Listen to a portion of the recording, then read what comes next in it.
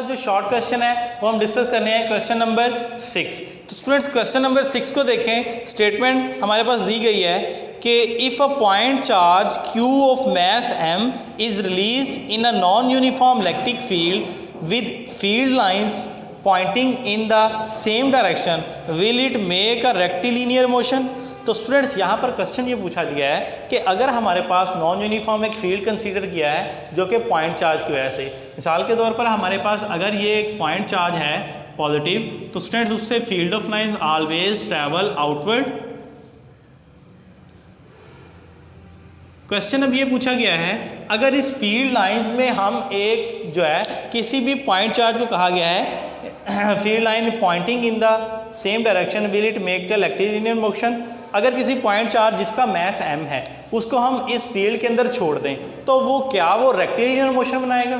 तो students remember कि अगर मैं यहाँ पर किसी भी एक पॉइंट चार्ज जिसका मास क्या है m है, इसको मैं रिलीज करता हूँ, इस फील्ड के अंदर छोड़ता हूँ, तो स्टूडेंट्स ये जो है फील्ड की डायरेक्शन में मूव करना शुरू करेगा और अगर फील्ड की डायरेक्शन को देखा जाए तो हमारे पास उसकी मोशन कौन सी बन रही है, वो एक स्ट्रेट मोशन बन रही है। यहाँ पर आप देख रहे हैं जैसा कि फील्ड लाइंस आउटवर्ड ट्रैवल कर रही हैं, रेडियल आउटवर्ड, और उनकी जो मोशन है वो किस तरह की है, वो रेक्टिलिनियर है। रेक्टिलिनियर कहते हैं स्ट्रेट मोशन को। तो ऑब्वियसली जब किसी पॉइंट चार्ज जिसका मास m है उसको रिलीज करेंगे इस फील्ड में, तो ये स्ट्रेट मोशन में मूव करना शुरू कर देगा, स्ट्रेट लाइन में। क्यों? क्योंकि पॉजिटिव चार्ज से फील्ड लाइन की डायरेक्शन स्ट्रेट आउटवर्ड होती है, आउटवर्ड रेडियली बाहर की तरफ हमारे पास जो है वो स्ट्रेट मूव कर रही है, इसलिए पॉइंट चार्ज भी फील्ड की डायरेक्शन में मूव करेगा और वो हमारे पास क्या है जो है आउटवर्ड मूव कर रही है और स्ट्रेट पाथ है,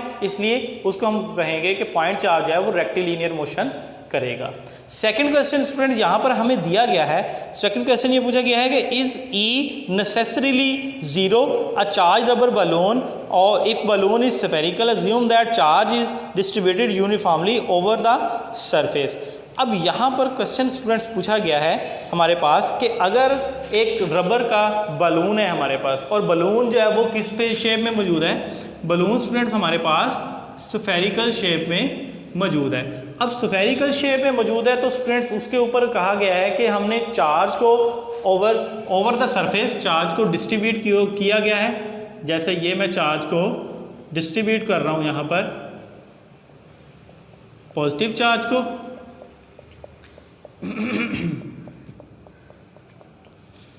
अच्छा, अब यहाँ पर हम क्या करते हैं कि हमने चेक करना है, क्वेश्चन पूछा गया है कि क्या E की वैल्यू यानी फील्ड की वैल्यू इस चार्ज रबर बलून के अंदर जीरो होगी। तो स्टूडेंट्स देखते हैं कि हम इसको चेक करने के लिए कि हमारे पास flux E is equal to flux की वैल्यू क्या होती है, is equal to E dot A होती है। तो स्टूडेंट्स यहाँ पर हम देखेंगे कि हमारे पास जो वैल्यू ऑफ E है वो क्या है। हमने ये भी देखा गया कि हमारे पास जो गाउस लॉ है E is equal to flux over, यहाँ पर देखेंगे कि ये E है। फील्ड लाइन को पहले देख लेते हैं कि पॉजिटिव चार्ज से हमने पढ़ा था कि फील्ड लाइंस हमेशा आउटवर्ड ट्रैवल करती हैं। तो इसके अंदर मैं सपोज कर लेता हूँ एक गाउसियन सरफेस, जैसा कि हमने हॉलो सिलेंडर का एक केस पढ़ा था। तो स्टूडेंट्स हॉलो सिलेंडर के केस के अंदर हमने पढ़ा था कि इनसाइड हमारे पास कोई भी फील्ड लाइन ट्रैवल नहीं करती, फील्ड लाइन की डायरेक्शन क्या होगी, आउटवर्ड होगी, अंदर की तरफ कोई फील्ड लाइन ट्रैवल नहीं कर रही। इसलिए हम कहते हैं कि अंदर वाली साइड पे area is not equal to zero, क्योंकि एरिया तो मौजूद है बट यहाँ पर E की वैल्यू हमारे पास क्या है, जीरो है। E हमारे पास क्या है, फील्ड लाइन है, कोई भी फील्ड लाइन अंदर की तरफ ट्रैवल नहीं कर रही। सो हम कहेंगे कि अगर ये हमारे पास जीरो है, सो यहाँ पर E की वैल्यू जीरो होगी, तो फ्लक्स की वैल्यू स्टूडेंट्स क्या होगी, फ्लक्स हमारे पास क्या हो जाएगा, जीरो हो जाएगा। या हम इस तरह भी कह सकते हैं कि E इज इक्वल टू क्या हो जाएगा, फ्लक्स ओवर एरिया। अब यहाँ पर फ्लक्स की वैल्यू क्या होगी, जीरो होगी स्टूडेंट्स। तो अगर फ्लक्स की वैल्यू जीरो होगी, जीरो डिवाइडेड बाय A, तो E की वैल्यू हमारे पास क्या होगी, जीरो। इट मीन्स कि inside the charge rubber balloon हमारे पास कोई भी फील्ड लाइन E जो कि फील्ड है वो क्या होगा, जीरो होगा, नेसेसरीली लाजमी तौर पर वो हमारे पास क्या है, जीरो होगा। स्टूडेंट्स नेक्स्ट हमारे पास शॉर्ट क्वेश्चन है, क्वेश्चन नंबर 8। क्वेश्चन नंबर 8 की स्टेटमेंट देखते हैं कि हमें ये पूछा गया है कि is it true that Gauss's law states that the total number of field lines crossing any close surface in the outward direction is proportional to the net positive charge enclose it.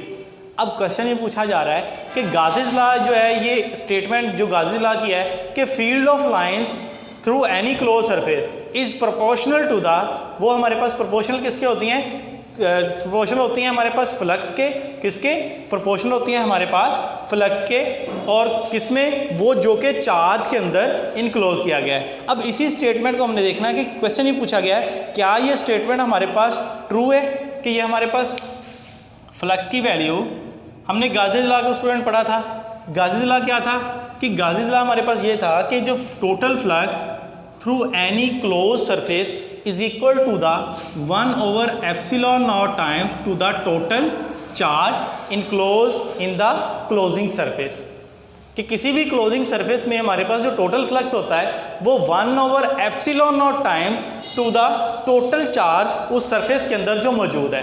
अब यहाँ पर भी यही question पूछा जा रहा है कि फ्लक्स क्या है हमारे पास, field lines passing through a certain area, कि किसी खास एरिया से पास करने वाली जो हमारे पास नंबर ऑफ फील्ड लाइंस होती हैं उसे हम क्या बोलते हैं, फ्लक्स बोलते हैं। और इसी तरह क्यू स्टूडेंट्स हमारे पास क्या है, टोटल चार्ज है इनक्लोजिंग इट। और स्टूडेंट्स हमारे पास एप्सिलॉन नॉट क्या है, 1/ε0 हमारे पास क्या है, constant of proportionality, constant of proportionality. तो स्टूडेंट जब भी हम कांस्टेंट को हटाते हैं तो हमारे पास प्रोपोर्शनैलिटी साइन आता है, तो हम कहेंगे कि जो फ्लक्स ऑफ ई है वो प्रोपोर्शनल हो जाएगा क्यू के। अब ये हमारे पास जो है स्टेटमेंट क्या बता रही है कि जो फ्लक्स है, flux through any close surface is directly proportional to the total charge enclosing that surface. अब स्टेटमेंट में उसने यही कहा था कि is it true that Gauss's law state that the total number of field line crossing through a certain area, वो हमारे पास क्या बन गया, वो फ्लक्स बन गया, फ्लक्स की डेफिनेशन। और surface in a outward direction proportional to the positive charge enclose within the surface, यानी कि वो प्रोपोर्शनल किसके हो, वो टोटल चार्ज के जो कि उसके अंदर इनक्लोज किया गया है उस सरफेस के अंदर। तो स्टूडेंट ये हमारे पास स्टेटमेंट क्या है, हम पहले उसके स्टेटमेंट को लिखेंगे यस, यहाँ पर लिखेंगे yes it is true, then उसकी हम ये रीज़न लिखेंगे, ये हमारे पास उसकी रीज़न आ जाएगी। तो ये हमारे पास शॉर्ट क्वेश्चन कंप्लीट हो गया। नेक्स्ट हम बात करते हैं क्वेश्चन नंबर 9 की। स्टूडेंट क्वेश्चन नंबर 9 पूछा जा रहा है कि do electrons tend to go region of high potential और लो पोटेंशियल। हमने ये बताना है कि अगर हमारे पास कोई, क्वेश्चन नंबर 9 में पूछा जा रहा है, अगर ये मेरे पास एक पॉजिटिव प्लेट है, ये स्टूडेंट्स हमारे पास एक नेगेटिव प्लेट है। अब हमने क्वेश्चन ये पूछा जा रहा है अगर हम किसी नेगेटिव चार्ज यानी इलेक्ट्रॉन को इसके अंदर हम फॉल करवाते हैं फील्ड के अंदर, तो हम जानते हैं कि पॉजिटिव चार्ज से क्योंकि हमारे पास फील्ड ऑफ लाइंस इनिशिएट होती हैं, इसलिए पॉजिटिव चार्ज हमेशा हायर पोटेंशियल पे होता है, नेगेटिव चार्ज लोअर पोटेंशियल पे होता है। हम देखेंगे कि अगर नेगेटिव चार्ज को इसके अंदर या इलेक्ट्रॉन को मैं प्लेस करता हूं तो नेगेटिव चार्ज हायर पोटेंशियल की तरफ जाएगा या लोअर पोटेंशियल की तरफ जाएगा। तो स्टूडेंट्स आप देख सकते हैं कि यहाँ पर हमारे पास नेगेटिव प्लेट है। अब नेगेटिव चार्ज, क्योंकि इलेक्ट्रॉन के पे क्या होता है, इलेक्ट्रॉन पे नेगेटिव चार्ज होता है, इलेक्ट्रॉन नेगेटिव प्लेट से रिपेल होगा और किस तरफ जाएगा, पॉजिटिव प्लेट की तरफ। इसका मतलब हम कहेंगे कि electron will move from lower potential to higher potential, यानी इलेक्ट्रॉन जो है वो हमारे पास नेगेटिव, यानी ये हमारे पास लोअर पोटेंशियल है, लोअर पोटेंशियल, और ये हमारे पास क्या है, हायर पोटेंशियल।